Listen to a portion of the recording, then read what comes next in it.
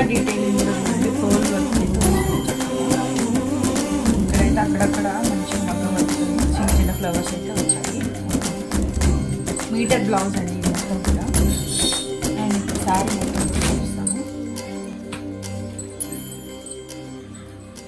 Sari overall చూడండి మీకు ఎంత బాగా షైన్ అవుతుందో.